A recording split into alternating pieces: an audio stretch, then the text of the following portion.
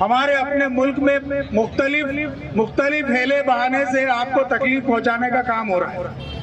आपने देखा कि किस तरह पहले 4-5 साल पहले एनआरसी और सीएए का मुद्दा लाया गया, और वो मुद्दा इसलिए लाया गया था कि उसके जरिए बहुत सारी माइनॉरिटीज को यहाँ की शहरियत से आज़ाद कर दिया जाए, यानी यहाँ की शहरियत उनकी मंसूख कर दी जाए। लेकिन हमने ये देखा कि मिल्लत इस्लामिया के नौजवानों ने और उसके साथ साथ मुल्क के दूसरी कौमें जो इंसाफ पसंद कौमें हैं, उन्होंने भी एहतजाज किया। उसका नतीजा ये हुआ कि हुकूमत को उसको ठंडे बस्ते में डालना पड़ा। लेकिन अब दूसरे तरीके से ये हुकूमत जो है तो ये करना चाहती है। दूसरा तरीका क्या है? SIR। सिर्फ ये जो SIR है, इस SIR में जो तरीका हुकूमत ने अपनाया है वो तरीका जो है तो थोड़ा काबिल तशवीश है, यानी तशवीशनाक सिलसिला है वो। जो हमने देखा कि आसाम और बिहार के चुनाव में किस तरह जो है तो कई करोड़ लोगों के नाम जो है काट दिए गए, BLO को पावर दे दिए गए, उनके नाम काट दिए गए, और बड़ी तादाद में लोगों के नाम काटने का मकसद यही है कि वो ये चाहते हैं कि हुकूमत में सत्ता में हमेशा के लिए बने रहे। तो अब हमको करना क्या है? हमको करना ये है कि जो SIR है उसके सिलसिले में हर शख्स को, ये कोई तंजीमों का या जमातों का अकेलों का काम नहीं है, हर शख्स की जिम्मेदारी है कि हर शख्स अपने घर के नाम जो है वो BLO के साथ मैपिंग कराए। देखिए हम क्या इंतजार में हैं कि महाराष्ट्र में अप्रैल में होने वाला है, अभी तो बहुत टाइम पड़ा। ऐसा नहीं है, ऐलान अप्रैल में होने वाला है, लेकिन BLO के जरिए मैपिंग का काम शुरू हो चुका है। अब मैपिंग क्या है? मैपिंग मैं आपको बहुत मुख्तसर में समझाता हूँ। देखिए, आपको अगर आगे अपनी शहरियत जारी रखना है तो आपको 2002 के अंदर जो वोटर लिस्ट थी, 2002 की वोटर लिस्ट में आपके वालिद का, वालिदा का या दादा दादी का नाम होना जरूरी है।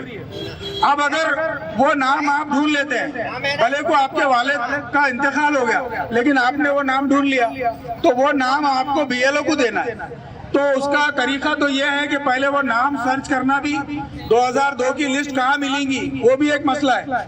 तो उसके लिए आपको एक जो ECI नेट बोल के एक एप्लीकेशन है, आपके गूगल प्ले स्टोर में वो ECI नेट एप्लीकेशन आप इंस्टॉल करें। उसके अंदर जो है पहले नंबर का जो ऑप्शन है, जब उसके ऊपर आप क्लिक करेंगे तो search your name in SIR बोल के आएगा, फिरोजी कलर की पट्टी आएगी, search your name in last SIR।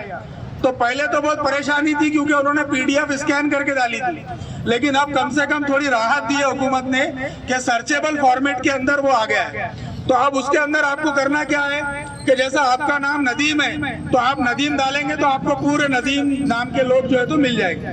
थोड़ा उसमें भी मुश्किल रहेगी, आपको नदीम बहुत ढूंढकर अपना नाम निकालना पड़ेगा।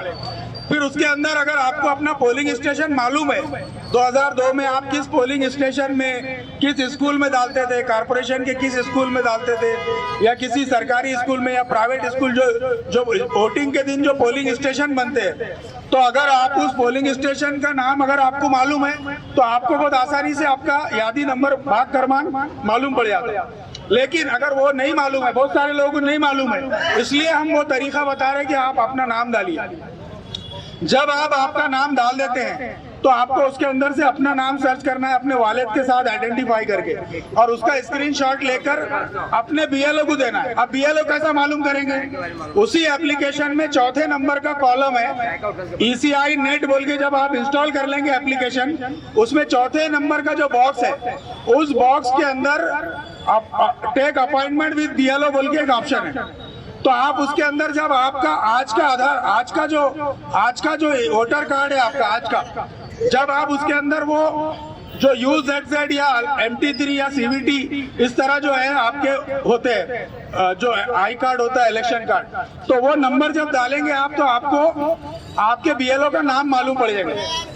और BLO का नाम जब मालूम पड़ जाएगा तो सोशल मीडिया पे एक PDF चल रही है, उसके अंदर पूरे BLO की लिस्ट और उनके फोन नंबर है, तो आप वो ऐप के जरिए भी अपना BLO मालूम कर सकते हैं। अगर ये सब नहीं आता आपको तो आपके महल्ले में जो भी लीडर है, कोई सियासी लीडर है जो इलेक्शन में आगे बढ़ के काम करता है, उसको बुला के समझिए, बोलना भाई अपना BLO कौन है, तो बता देगा वो। आपके महल्ले में कोई ना कोई होशियार आदमी होगा ना, तो बोलना भाई अपने एरिया का बीएलओ कौन है, तो फिर उस बीएलओ को वो बताना है। सबसे पहले आपको मैपिंग कराना है। यानी मैपिंग किसकी होगी? मैपिंग उसकी होगी जो 2002 में था, 2002 में जिसका नाम था उसकी मैपिंग होगी।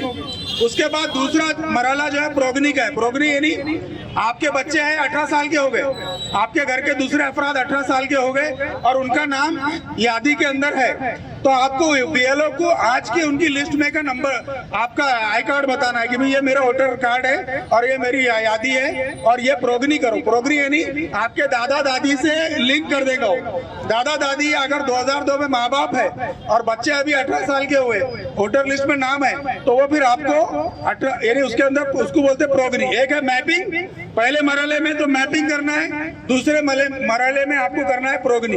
तो ये दो काम आप करिए। मैं जो गला फाड़ फाड़ के ये बता रहा हूँ आपको रमजान के अंदर, तो ये इसलिए बता रहा कि ये बहुत जिंदगी और मौत का मामला है। इसको बिल्कुल इजी नहीं लेना है आप। इसके अंदर हर फर्द को ये देखना है कि मैं इसके अंदर क्या कंट्रीब्यूशन करता हूँ, क्योंकि अगर आपने मैपिंग ढंग से कर ली तो आगे के जो मरहले इन्यूमरेशन फॉर्म के नोटिसेस आएंगे आपको शहरियत साबित करने के, तो 70% काम आपका इसके अंदर हो जाता है। 70% काम आपका इसके अंदर हो जाएगा।